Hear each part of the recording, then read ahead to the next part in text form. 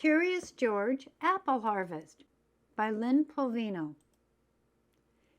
It was harvest time, and Mr. Wrenkins needed help picking his apples. George and his friend, the man in the yellow hat, were happy to lend a hand or foot. Mr. Wrenkins explained that they needed to collect every apple. "I'm going to join the missus round back," he said. "Once you fill that cart, you can unload it into the washing trough." Mr. Wrenkin took his cart full of apples to the barn and dumped them into the water. It must be their bath time, George thought. George climbed up the branches, collected the shiny red apples in his friend's hat, and put them into the cart. What fun! High up in the tree, he saw Jumpy Squirrel picking apples too. George decided to help. He took Jumpy's apple and tossed it into the cart with the rest of Mr. Wrenkin's apples. But Jumpy wanted that apple for himself. He leapt in to take it back, and George tried to stop him. "Easy now, George. That lever releases all the apples," said his friend. George looked at the lever. He thought it was an excellent way to get Jumpy out of the cart. "George, no!" George pulled the lever, and Jumpy tumbled out, along with all the apples. "That's okay," said his friend with a sigh. "We can gather them up again." But Jumpy had found his apple, and he ran to hide it in the barn. George decided to follow. George looked around the inside of the barn in wonder. There were all sorts of things to climb on and to swing from. It must be some kind of monkey playground. But George was not here to play. He had to get that apple from Jumpy. If only it weren't so dark in the barn. He found the light switch and flipped it on. Everything moved. It was a machine, not a playground. George wondered how it worked. He watched the bucket scoop up the apples. He decided they must carry the apples high away from squirrels. But wait, where was Jumpy? There he was. Jumpy still had the apple he took from the cart.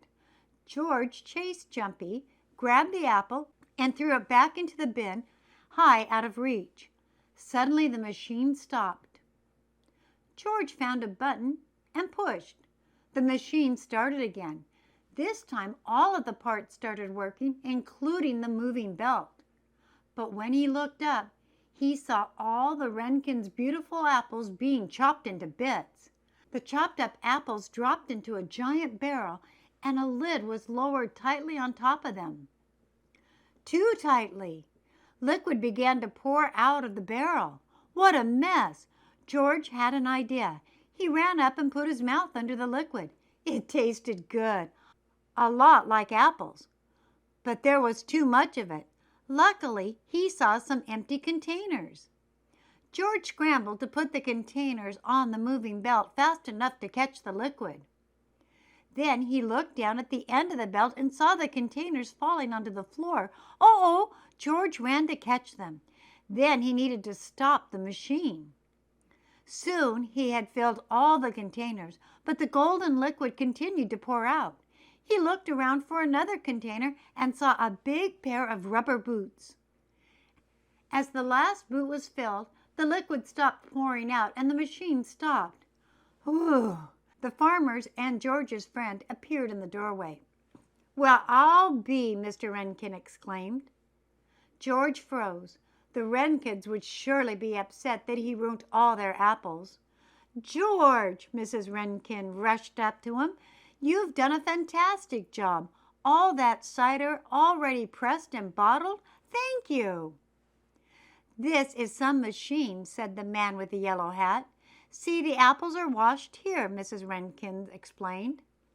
"Then they are lifted up to the chopper because chopped apples give more juice. The juice is pressed out of the apples and then bottled." George had not ruined the apples after all. He turned them into cider. Mr. Wrenkin handed an apple to George. "Here, you've earned it," he said. George knew someone who wanted the apple more than he did. He had enough apples for one day. The end.